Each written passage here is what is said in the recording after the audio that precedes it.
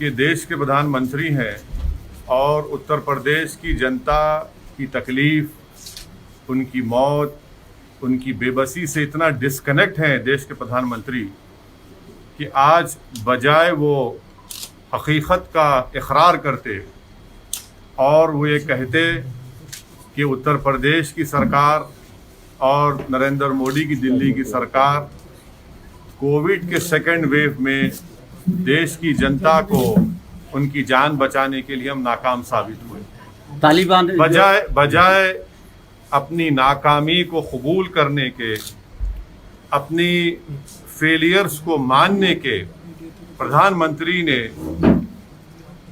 उत्तर प्रदेश में जो कम से कम 2 से 3 लाख लोग की सेकेंड वेव कोविड में जो मौत हुई है, जिनकी लाशें आपने मीडिया ने दिखाई कि पानी के ऊपर तीर रही थी, जिनकी लाशें किनारों पर निकल कर आ रही थी तो कुत्ते उनको खा रहे थे, वो मरने वालों की लाशें प्रधानमंत्री ये भूल चुके हैं कि वो किसी के बाप की थी, किसी के माँ की थी, किसी के बेटे की थी और उनकी ज़िंदगी की एक डिग्निटी थी। तो बड़े ही अफसोस की बात है कि देश के प्रधानमंत्री ने उस प्रदेश में आकर, जहाँ से वो वहाँ के एमपी भी है, वो अपनी नाकामी को, अपने स्टेट के गवर्नमेंट की नाकामी को कबूल करते, उन्होंने लाखों मरने वालों के परिवार के ऊपर नमक उस पर फेंका है। अगर वो इस बात का इकरार कर लेते कि हाँ, जो जनता ने हमसे एक्सपेक्टेशन किया था हम उस पर नहीं उतरे, तो यकीनन उन मरने वाले परिवार को थोड़ी सी राहत होती कि चलो देश का हमारा जो प्रधानमंत्री है, जिसको उत्तर प्रदेश की जनता ने इतना बड़ा बहुमत दिया, मेजॉरिटी दी, वो हमारी तकलीफ को समझता है।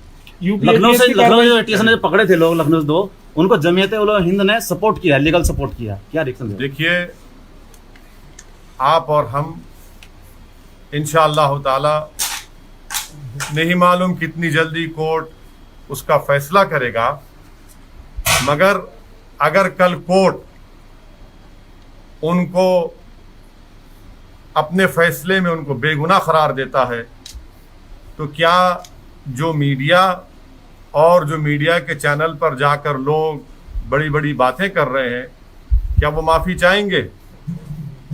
ऐसे कई केसेस हैं जहां पर इनिशियल स्टेज में तो बड़ा ही रोमांटिसाइज किया जाता है, उसको बड़ा ही बड़ा चढ़ा कर दिखाया जाता है, मगर 8 साल 6 साल के बाद उनको कोर्ट बरी कर देता है तो मीडिया में उसको आधे मिनट का भी नहीं दिखाया जाता। तो हम इंतज़ार करेंगे, देखेंगे कोर्ट में ये कहाँ तक साबित होगा या नहीं होगा। क्या आप इस कार्रवाई को 2022 के चुनाव से जोड़ के देखते हैं? यूपीए मैं आपको जानता हूँ आप कहाँ से आ रहे हैं। मैं यही बता रहा हूँ कि 2022 के असेंबली विधानसभा के चुनाव में योगी आदित्यनाथ की सरकार की गवर्नेंस की नाकामी, कोविड में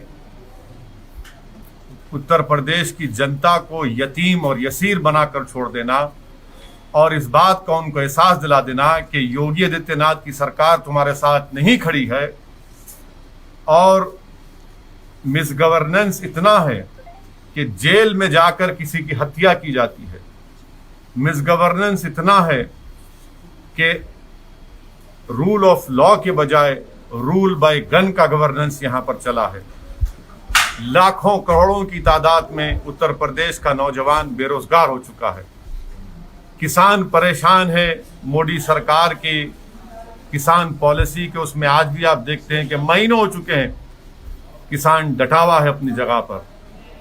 माइनॉरिटीज के लिए कोई स्कूल का इंतजाम नहीं। यही संबल में बताइए, आपने 5 साल 4.5 साल में कोई डिग्री कॉलेज खोला सिवाय MQM के? उत्तर प्रदेश में highest drop out rate school में अगर किसी का है तो मुसलमानों का है। लिटरेसी रेट अगर किसी का कम है तो मुसलमानों का है, और फीमेल में सबसे कम है तो मुस्लिम महिलाओं का है। ग्रेजुएशन में सबसे कम है तो मुसलमान है, PG में सबसे कम है तो मुसलमान है। क्या गवर्नेंस आपने किया? तो ये मुद्दे रहेंगे और उत्तर प्रदेश की जनता जो इन लोगों की जानें चली गई कोविड में, जिसकी योगी सरकार उनको ऑक्सीजन मुहैया कर सकी, ना वक्त पर उनको दवाई पहुंचा सकी, ये सब मुद्दे रहे। अभी जैसे प्रधानमंत्री जी ने कहा कि जो धार्मिक यात्रा है उनको बंद कर दें थर्ड वेव के उसमें मद्देनजर, लेकिन यूपी में योगी आदित्यनाथ ने कहा कि नहीं, तो प्रधानमंत्री, अब जब प्रधानमंत्री की बात या तो उत्तर प्रदेश के मुख्यमंत्री सुनेंगे या नहीं सुनेंगे मुझे नहीं मालूम। जब देश के प्रधानमंत्री ये कह रहे हैं तो क्या उनका मुख्यमंत्री सुनेगा? ये तो आपको सवाल उनसे करना चाहिए, आप खामखा मुझसे कर रहे हैं। जी एक बात उठी है मुरादाबाद से। आप पूछ लीजिए, समाजवादी पार्टी के साथ आपका गठबंधन हो पाएगा या नहीं? बोलिए, इधर सवाल कर लीजिए।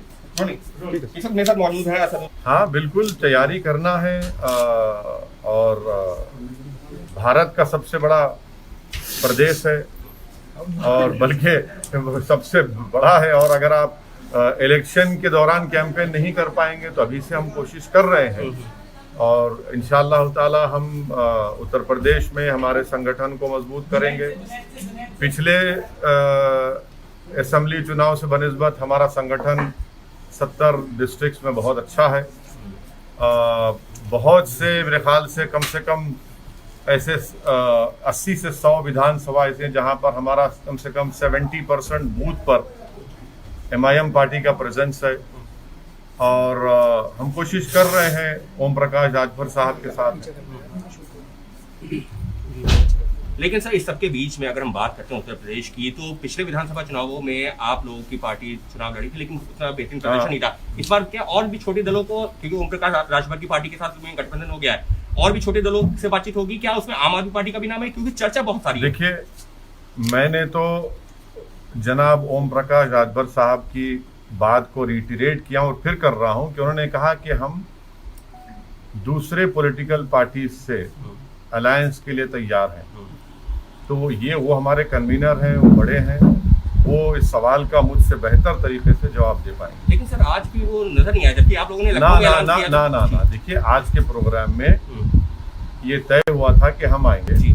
आइंदा फिर प्रोग्राम है कानपुर का, इलाहाबाद का, और मुख्तलिफ उत्तर प्रदेश के मुकामात पर हम जाएंगे। हम साथ हैं उनके। बीच में प्रधानमंत्री अभी आप यहाँ पर हैं पश्चिम उत्तर। देखिए, मैं नहीं जोड़ रहा हूँ। उत्तर प्रदेश की सरकार ने पॉपुलेशन के ऊपर लॉ कमीशन ने अपना एक पेपर दिया है और राय मांगी है। हमारी पार्टी की तरफ से भी उस राय को हम अपने लिखकर लॉ कमीशन को और उत्तर प्रदेश सरकार को भिजाएंगे। और हमारा मानना ये है कि जो TFR रेट है, अगर हम 2000 की पॉपुलेशन पॉलिसी को देखेंगे तो बगैर कोर्शन के, बगैर ये सो कॉल्ड इंसेंटिव्स के, अगर मैं गलत ना कहूँ तो 3.2 से वो घट करके 2018 में 2.2 पे आ गया। कैसे आया? ठोक दो की पॉलिसी से आया, या फिर अब इंसेंटिव्स, या फिर डराने से आया। दूसरी बात यह है कि मोदी सरकार ने दिसंबर 2020 को सुप्रीम कोर्ट को एफिडेविट लिख कर दिया, जो बीजेपी के बहुत बड़े नेता डाले थे, कि 2 चाइल्ड का नॉर्म बना दिया जाए, जिसमें मोदी सरकार ने कहा, मैं अंग्रेजी में पढ़ देता हूँ, international experience show that any coercion to have a certain number of children is counterproductive and leads to demographic distortions. जब ये मोदी सरकार नहीं मानने को तैयार है तो ये बात समझ में नहीं आ रही कि 56 इंच के सीने के खिलाफ योगी जा रहा है। क्या एक प्रदेश सेंट्रल, वो भी बीजेपी की दोनों सरकार है, उसके खिलाफ जा रहा है? तीसरी बात यह है कि आर्टिकल 21 के कंप्लीट खिलाफ है यह प्रपोजल। क्यों है? क्योंकि आर्टिकल 21 डिफाइन करता है personal autonomy relating to body. चौथी बात यह है कि ये प्रपोजल पुट्टू स्वामी का, जो सुप्रीम कोर्ट का कॉन्स्टिट्यूशनल बेंच का जजमेंट है, उसके खिलाफ है। छठी बात यह है कि ये जो प्रपोजल है, इससे उत्तर प्रदेश की महिलाओं का बहुत बड़ा नुकसान होगा। क्यों होगा? स्टेरिलाइजेशन सबसे ज्यादा देश में 93% सिर्फ महिलाओं का होता है, और आप ये कह रहे हैं कि स्टेरिलाइजेशन आप करवा ले, तो ये महिला को राइट मिलना चाहिए कि वो डिसाइड करे। जो हमारी नेशनल पॉपुलेशन पॉलिसी थी उसमें हमने ये कहा कि आप शादी इस उम्र में करिए, एक बच्चे के पास स्पेस दीजिए। तीसरा, हमने एजुकेशन का इंतजाम किया। ये इस बात पर योगी की सरकार का कुछ ताल्लुक ही नहीं है। लेकिन और सुन ले पूरा आप सुन लीजिए, हम जरा तैयारी करके आए थे, आप मालूम आप हमारा इस्तकबाल करेंगे इन बातों से। अब अहम बात यह है कि हेल्थ के मामले में योगी सरकार तो उत्तर प्रदेश जनता को धोखा दिया है।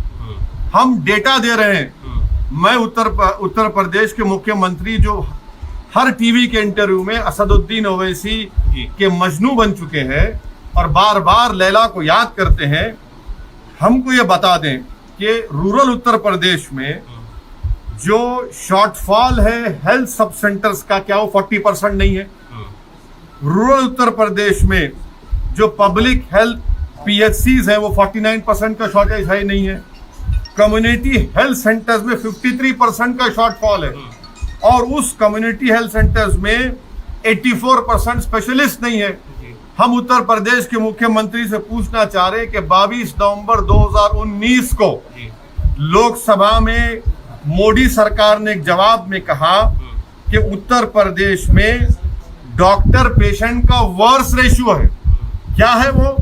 कि सैंक्शन स्ट्रेंथ जो है 4509 डॉक्टर्स की है और सिर्फ 1344 काम कर रहे हैं, और आप कह रहे हैं कि पॉपुलेशन कंट्रोल करेंगे। लेकिन सर सुनिए प्रधान और प्रधानमंत्री जी, जिससे आपको बड़ी मोहब्बत है, देश के प्रधानमंत्री जरूर है, मोहब्बत करना कोई जरूरी नहीं है किसी प्रधानमंत्री से, आप उनके खिलाफ भी बोल सकते, संविधान कहता है। जुलाई 1 को देश के प्रधानमंत्री ने कहा था कि इस देश में demographic dividend presents huge opportunity. Demographic dividend क्या है? 15 साल से लेकर 59 इयर्स तक ये वर्किंग पॉपुलेशन पूरे विश्व में किसी के पास नहीं है जो भारत में है जी। और ये एक्सपर्ट्स ये कहते हैं कि 2030 और 2050 तक रहेगा। आप पॉपुलेशन कंट्रोल के बजाय पॉपुलेशन को एम्प्लॉयमेंट नहीं देते, पॉपुलेशन को पढ़ाने के लिए स्कूल का इंतजाम नहीं करते, बच्चों को पढ़ाने का इंतजाम नहीं करते, आप अस्पताल नहीं खोलते, अस्पताल अगर हैं तो डॉक्टर्स नहीं है। ये बात को साफ साबित होता है। बढ़ती जनसंख्या जो है खतरा नहीं है देश बढ़ती हुई जनसंख्या, अगर आप ये कहेंगे कि हम इंसेंटिव देंगे जी, अगर ये कहेंगे कि 2 से ज्यादा बच्चे पैदा मत करो, रेशन नहीं देंगे, तो ये भी आर्टिकल 21 का वायलेशन है। और ये प्रपोजल से एक्सपर्ट्स ने कहा कि महिलाओं का डिजर्शन होगा, एबॉर्शन होगा। अगर मालूम हो जाएगा कि बच्ची है किसी के, हमारी बहन के मां के पेट में, एबॉर्शन होगा। ये एक्सपर्ट्स की राय है।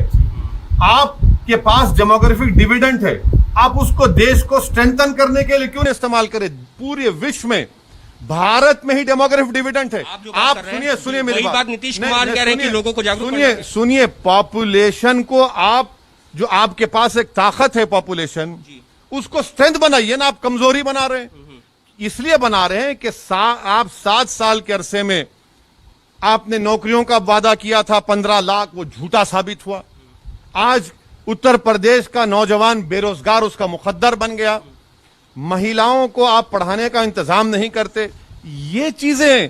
और एक बात सुनिए आपके इत्मीनान के लिए, भारत का पॉपुलेशन स्टेबलाइज हो जाएगा, ये एक्सपर्ट्स ने कहा है 2030 में। अब आपको किसकी जरूरत है? पॉपुलेशन को स्ट्रेंथन करने की जरूरत है, पॉपुलेशन को रोजगार देने की जरूरत है, महिलाओं के लिए चिकित्सा की जरूरत है, अस्पताल की जरूरत है। ये तो एंटी वुमेन स्टेप है। नीतीश कुमार भी इस बात का जिक्र कर रहे हैं कि अब वो उनसे पूछ लीजिए, वो भी तो उनके अलाई हैं, वो भी तो बिहार के एक सीनियर चीफ मिनिस्टर हैं। अगर वो बात कह रहे हैं तो सुनना चाहिए ना। फिर आप सुप्रीम कोर्ट में क्यों डाले ये रिप्लाई कि हम 2 चाइल्ड नॉर्म के खिलाफ हैं? तो ये इनकी नाकामियों को छुपाने के लिए, उत्तर प्रदेश के नौजवानों की आंखों में धूल झोंकने के लिए उत्तर प्रदेश की महिलाओं को एक और धक्का पहुंचेगा।